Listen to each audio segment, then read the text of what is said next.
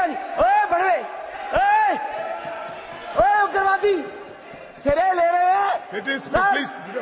ए उग्रवादी बोलने नहीं दूंगा कभी खड़ा होगा, ये बता रहा हूँ। वो जो इस तरह के हेट स्पीच, गाली गलौज खास तौर से मुसलमानों के खिलाफ करते हैं, उनका पार्टी में प्रमोशन हो जाता है। और वैसे भी नई संसद सिंगोल के साथ शुरू हुआ। सिंगोल का मतलब है राजतंत्र। तो जब नया परंपरा शुरू कर रहे हैं तो जाहिर है इस तरह की परंपरा तो उसमें होना है। पूरे दुनिया में एक खबर गई है कि किस तरह एक सांसद जो है, दिल्ली के सांसद है वो भी, इस तरह की भाषा का प्रयोग कर रहे हैं।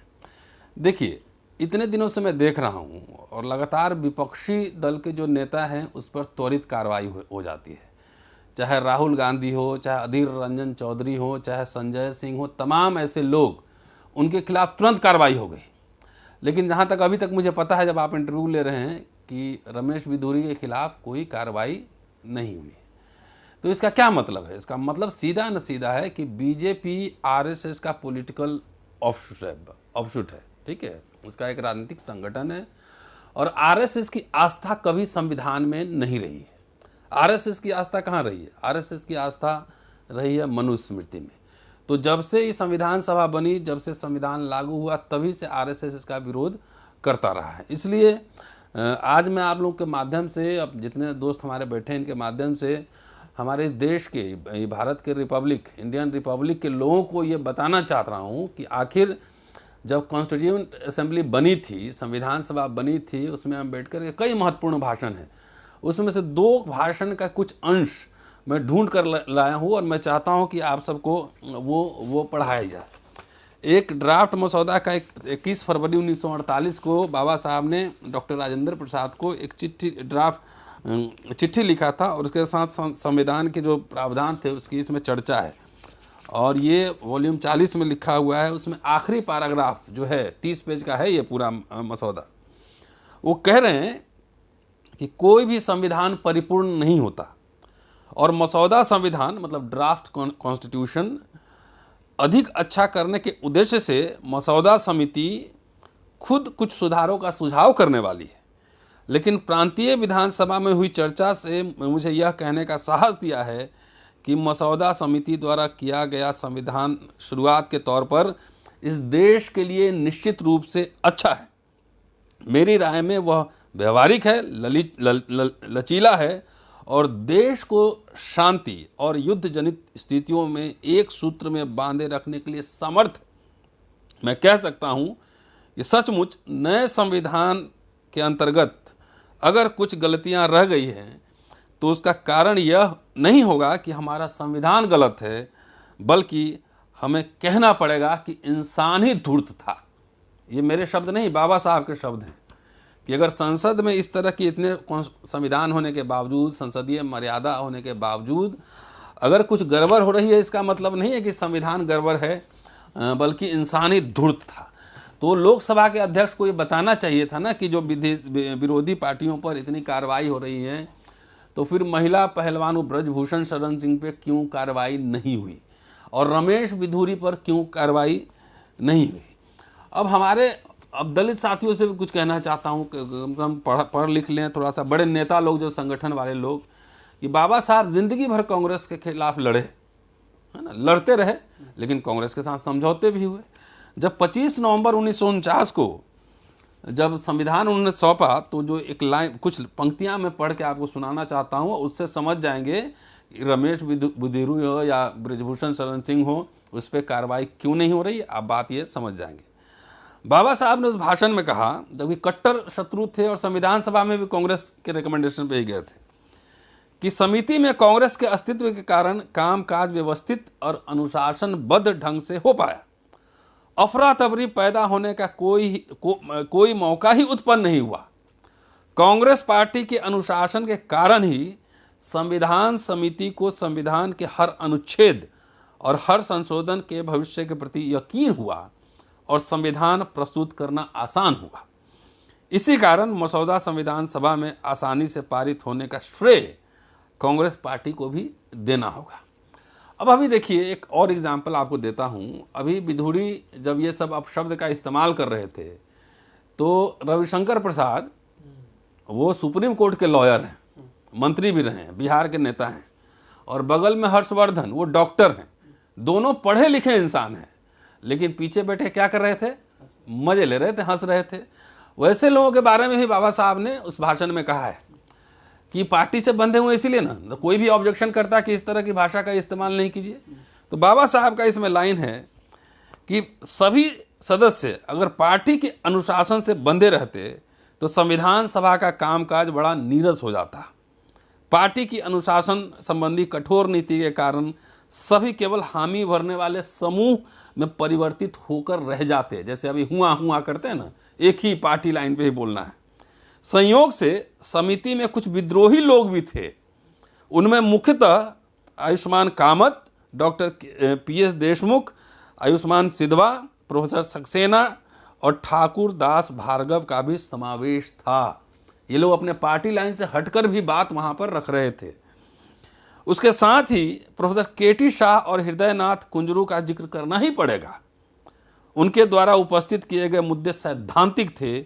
मैं उनकी सूचनाओं को स्वीकार नहीं कर पाया, इसका मतलब उनकी सूचनाओं का मूल्य कम था, ऐसा नहीं था।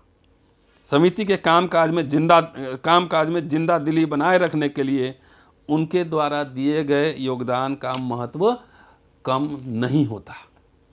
एक तरफ महिला बिल पास हो रहा है और दूसरी तरफ उसके बाद देखिए, उसके बाद ही घटना है ना ये। उसके बाद जब पास हो गया, उसके बाद देख लीजिए किस तरह से सांप्रदायिक जो भाषा का इस्तेमाल किया जा रहा है। 1 2 3 बात आज मैं कहना ही चाहूँगा, और दोस्तों ये सुनिए जरूर।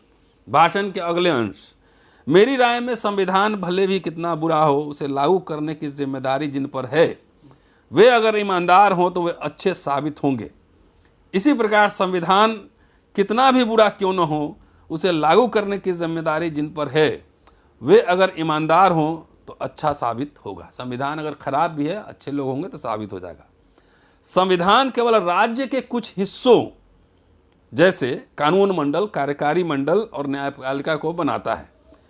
इन विभागों का कार्य सोच लीजिए आप, कैसे कानून काम करेगा, कैसे एग्जीक्यूटिव काम करेगा। इसका काम हमेशा से लोगों द्वारा बनाई गई राजनीतिक पार्टियों पर निर्भर होने वाला है। भारत के लोग और उनके राजनीतिक दल कब किस तरह पेश आएंगे, कोई कैसे बताए।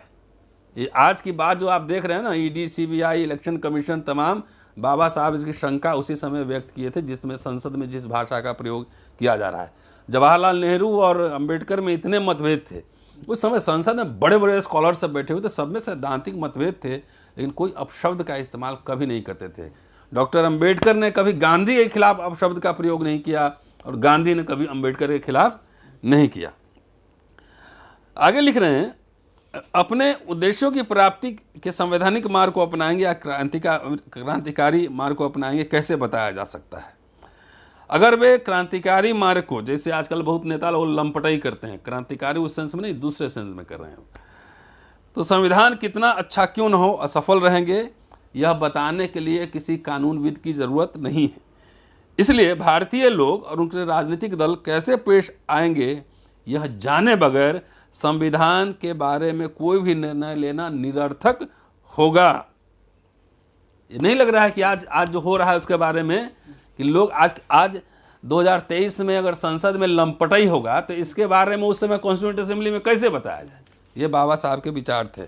1 2 बात और आपको मैं बताता हूँ जो बहुत ही दिलचस्प है कि पढ़ना लिखना ज़रूरी है। इससे कम से कम लोगों में कह रहे हैं कि मैंने, लंबा भाषण है, कुछ अंश आपको बता रहा हूँ कि यहाँ मैंने अपना भाषण पूरा किया होता, लेकिन मेरा मन देश के भविष्य को लेकर चिंतित है कि इस बारे में मेरी राय व्यक्त करने के लिए इस अवसर पर इस्तेमाल किया जाए, ऐसा मुझे लगता है। 26 जनवरी 1950 के दिन भारत एक आज़ाद देश बनेगा। फिर उस आज़ादी का क्या होगा? भारत अपनी आज़ादी को बरकरार रखेगा या फिर गंवा देगा? यह विचार मेरे मन में पहले आता है। भारत पहले कभी आज़ाद नहीं था, ऐसी बात नहीं थी, लेकिन हज़ारों साल गुलाम भी रहा। तो उसको जिक्र करते हुए कहते हैं कि क्या यह इतिहास दोहराया जाएगा, यानी फिर गुलाम बनेंगे? इसी ख्याल से मैं चिंताग्रस्त हुआ हूँ। जातियों और संप्रदायों के रूप में अपने पुराने दुश्मनों के साथ भिन्न और परस्पर विरोधी विचार प्रणाली वाले राजनीतिक दलों की भरमार होने वाली है, भरमार होने वाली है। इस वास्तविकता के बारे में सोचकर मैं अधिक चिंताग्रस्त हूं। मैं नहीं जानता कि भारत के लोग अपने सिद्धांत से देश को श्रेष्ठ स्तर पर देखेंगे या अपनी सिद्धांत को देश से बढ़कर मानेंगे। लेकिन एक बात पक्की है, अगर राजनीतिक दल अपनी तत्व प्रणाली को देश से बढ़कर मानेंगे तो दोबारा आज़ादी गंवाने का संकट हो जाएगा, आएगा ही आएगा। और इस बार आज़ादी गंवा बैठे तो हमेशा के लिए हाथ से जाएगी। इस संभावना के खिलाफ लड़ने के लिए हमें कटिबद्ध होना है। अपने खून की आखिरी बूंद तक जब तक है तब तक अपनी आज़ादी की रक्षा का निर्धारण हमें करना ही होगा। ये समझ रहे हैं कि बहुत सारे राजनीतिक दल होंगे, अपने पार्टी को ज़्यादा महत्वपूर्ण मानेगा कि संविधान को मानेगा कि देश को मानेगा। ये सोचकर मैं चिंताग्रस्त हूँ। ये बाबा साहब कह रहे थे। आज लग रहा है कि ये संविधान को मान रहे हैं या पार्लियामेंट को मान रहे हैं या पार्टी को मान रहे हैं, जिनके ऊपर सीरियस चार्जेज हैं, जो गाली गलौज कर रहा है, उसको बचाने के लिए ये खड़े हैं। और अंतिम में चलते चलते कहते हैं कि भारत में रिपब्लिक था पहले बुद्धिस्ट पीरियड में, लेकिन भारत ने वो पद्धति गंवाई। तो अब क्या दूसरी बार भी वह उसे गंवाने वाला है, आज़ादी गंवाने वाला है? मैं नहीं जानता। लेकिन लंबे समय से जनतंत्र प्रयोग में न होने के कारण उसका बिल्कुल नया लगना भारत जैसे देश में संभव है। यहाँ जनतंत्र द्वारा तानाशाही को स्थान दिए जाने का जोखिम है। वोट लेकर आएंगे लेकिन यहाँ पे डिक्टेटरशिप लागू करेंगे।